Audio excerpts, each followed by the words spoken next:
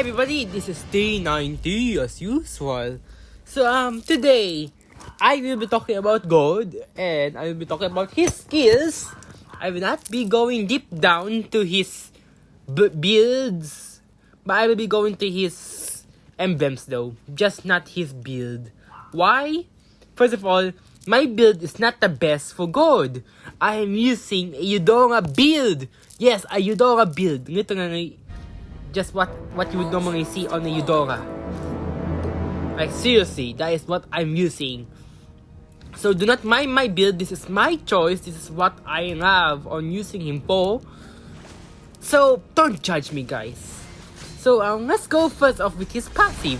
What is his passive? Well, his passive is Mystic Favor. If you hit an enemy 4 times either with a basic attack or a skill, you will do an extra damage that will be a true damage. What is the true damage? Well, true damage will ignore both physical and magic defense. So practically, the enemy's defense won't be much of a matter because it will ignore it. Remember, you have to hit the enemies 4 times. 4 times, not consecutively, just 4 times at that very moment. So his second skill does that well. So that goes to me to his second skill. After this team fight, it will show up. Will any second? Will he? And there we go. His passive just did the work over there. So his second skill is Mystic Injunction. I don't know how to pronounce that last part. His skill is an AoE. That's his second skill. It does very well in clearing minion waves. At the same time, his combo is 1, 2, 3. Just like a Eudora build. But sometimes Eudora has multiple combos. But I mean, there are other combos for God. Like some people would normally go with 3, 2, 1, depending on what happens in the battlefield. But I normally go 1, 2, 3. Yeah, 1, 2, 3. Yeah, that's correct. So his second skill, a radius or a circle around wherever you place it, and also wherever you place it. So it means whatever standing there will take damage. And if it hits that enemy 4 times, or if you hit that enemy 4 times, Mystic Favor will activate and you will do 2 damage 1 time, or wherever it hits multiple times. Like if it hits 8 times, you will do 2 pieces of his. You will activate his passive 2 times in a row. So that goes for me with his first skill, which is the combo I was talking about. 1, 2, 3. What is his first skill? It's a CC skill. Yes, it is a CC skill. His skill is called as Mystic Projectile. What is Mystic Projectile? Well, God will throw a spear to the enemy. It will bounce 3 times, if I'm correct. If I remember correctly, it will bounce 3 times until it hits an enemy or until it stops. So it will bounce 3 times. Was it 3 times or 2 times? I have completely forgotten. Wait a minute, let me check. Actually, forget checking. I could care less. Yeah, it will bounce at least 3 times, if I remember. 3 times or 2 times is either one of those. But each time it bounces smaller times. Like if you do it very far away, it will bounce like bigger gaps. But as it bounces another time, the gap will be smaller and smaller until it fully stops. Which is why you always have to aim it properly. Always go 1, 2, 3, or if you have a setter, go 3, then 2, then 1. Or you could go with 3, 1, 2. Depending on what you want, it depends on you, like I said. And depending on the battlefield situation.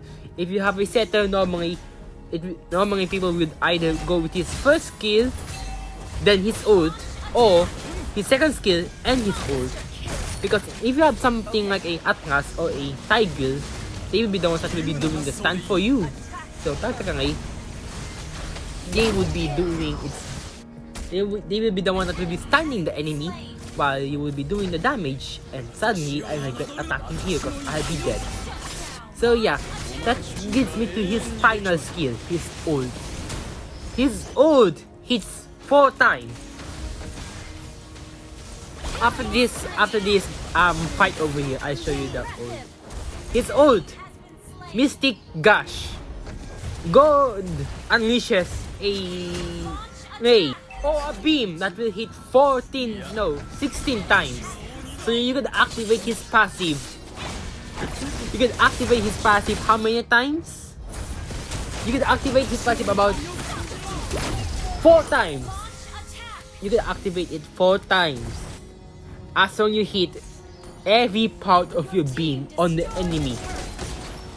And not only that, you can move his beam with your joystick. I'm not very good with that, so I am not very good with that part where I move my joystick and at the same time controlling my ult with that joystick, which is really not me. I really don't know how to do it. And also, one thing to remember, God can move while using both his first and second skill. So as you can see, just move the joystick, you move his ult. You don't have to double tap his third skill to move it. You don't have to hold down his ult to move the skill. You have to use the joystick. You are immobilized at that time, just so you remember.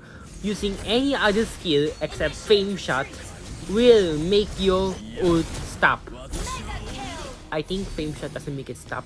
Anyway, God cannot be stunned, which with most stunning heroes like Odette. Who do I know that is no stun? Vexana, I don't think it can stop him from using his ult. He cannot be stunned while using his ult by some heroes. But there are specific heroes that can make him stop using his ult. I don't know which heroes are those, so you guys have to find out for yourself. And also, this will be my build for today. Normally, people don't go Eudora build on gold. But that is their choice. My choice, I have Eudora build on gold, so I will use Eudora build on gold, and no one in this entire world will make me stop using Eudora build on gold. Let me be. This is my way of playing. This is not anyone else's playing. If you wanna go Eudora build with gold, you may as well. You don't see a lot of people using Eudora build on gold. I get bashed a lot for using this build, but I do good on gold. I have amazing win rate on gold. Me saying amazing win rate, me only having 11 matches on gold. Like 11 matches is nothing. Like having 72 win rate in 11 matches is nothing. That 72 matches can easily go away if you get teams that will ruin your gameplay or you have a bad game yourself. Right? Or you do bad yourself. It's not anyone's fault, it's just you doing bad, which is still possible for anyone else in this world. Even for the greatest of players, they still get bad days, bad games. You cannot blame them for that. You cannot tell them why are they doing so bad. It's just their bad luck. It's just they're not being able to work with their entire capacity. Which you cannot blame them. Many people blame players, why are they doing bad, even they are good players. The actions are good. It's just them having a bad game. That's all there is. And you can't blame them for it, like I said.